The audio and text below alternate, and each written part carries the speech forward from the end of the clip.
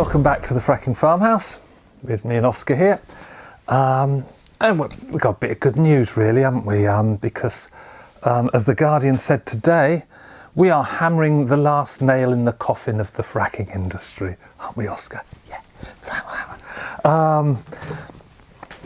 It's been coming a while. You know, let's not get carried away because they're nasty things out there. But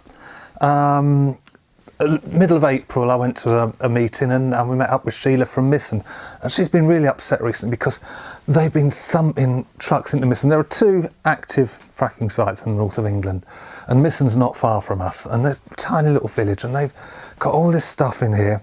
And there's a picture she sent me of the fracking site in mid-April. Look at all that kit there. They just went drilling down and down for months, you know, despite having a thing saying they shouldn't drill in the owl breeding season because it's right next to triple SI. They broke that. Well, they got those conditions overridden with their planning, so they carried on drilling all this time. Drilled a vertical well all the way down. Said, "Oh, we found loads of shale, yay!" And then I met Sheila. She said, "How's it going, Sheila?" They've took all the kit off. Look at it now. This is Misson, 17th of April. Where's all the kit gone? They had permission to drill a horizontal well. They told the CLG, that's the Community Lied To group, that they were going to drill the horizontal well straight away after the vertical.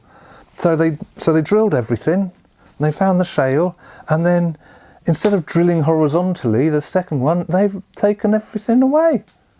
And the CLG turned and said, "What have you done?" And they went, "Oh, well, we'll be back." If they were going to be back, why did they take all the kit away? Because you see, the fracking companies lie all the time. We've learnt that from America. This is what they do. They lie to you all the time. And so you have to judge them by their actions, not their words. And okay, so that's Misson. There's nothing there except a hole in the ground. They say they're going to be back. What? Right? Look at Preston New Road. It's on Drill or Drop. You know, the Preston New Road, April 29th. They've got the acoustic screens all round because most of the other kit's gone, but the acoustic screens were there. They're going to frack, aren't they? They've took the April the 30th. Ding! They've all gone. So the two active sites in the north of England have got no kit on them anymore. That's quite good. And then the third thing that cheers me no end is the fall of the Czar. Do you remember we had a fracking farmhouse a little while ago where our ex-MP Natasha Engel became the Czar of fracking, right? And you know, I was delighted at the time because I was worried they might get a competent person in charge. But I know Natasha quite well because she was our candidate, and I stood as the Green candidate in the 2015 and the 2017 general elections. And so I sat on hustings with Natasha, and being a Labour MP, you'd think they're your natural ally. You know, I always tried to sit on the left of the Labour, you know, just as UKIP sat on the right of the Tories. And after the 2015 election, which she won, you know, we had a sort of social day, but because Labour had lost, they'd replaced their leader, hadn't they? Jeremy Corbyn got in. And she told me, in confidence, as a friend, that they were really worried about Jeremy because he kept blacking out. And they really like him, but they're worried about his health. Turns out that was a lie, right? Because that's what Natasha was doing. She was lying about the leader of her party to try and undermine him, okay? And that was to a friend. That's the kind of character. Then she lost the 2017 election. Straight away, she went to work for INEOS. Okay, the people who were going to drill in her constituency should have been representing us, but the threat we had from the fracking company, she went and she took their 40 grand for losing her election, the public money, and then went straight to INEOS for 6 months, took their money. And then she became the fracking czar, became independent, having been paid by INEOS for 6 months, and got the job as the fracking czar. And that's the job she's just resigned from 6 months in, right? It took her 12 years to lose a safe Labour seat, but only 6 months to lose at fracking. But, very interesting article from Unearthed by Greenpeace, or, well, Unearthed.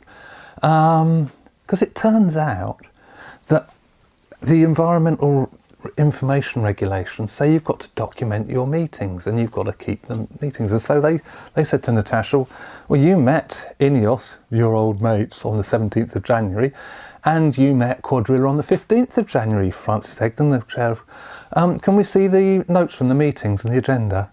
Do you know what Natasha said? Oh no, I destroy everything at the end of every day.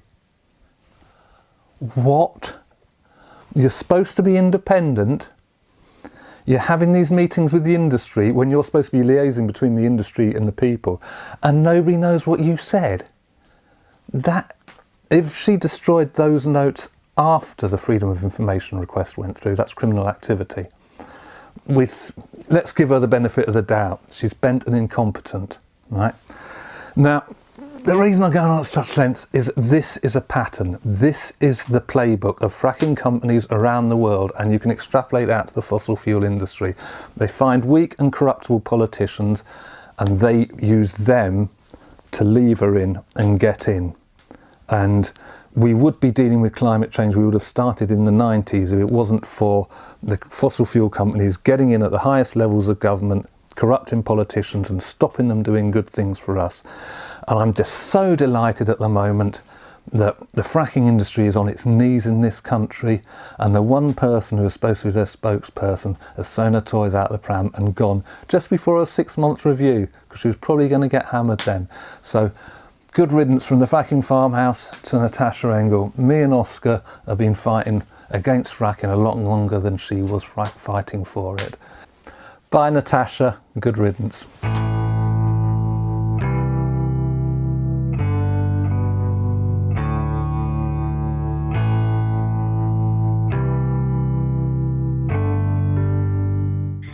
And I went out over the Easter holidays and spent the entire Easter holidays kind of looking at normal conventional gas exploration, and then also going and looking at some of the sites where they have they're a bit further ahead than they are in Marsh Lane.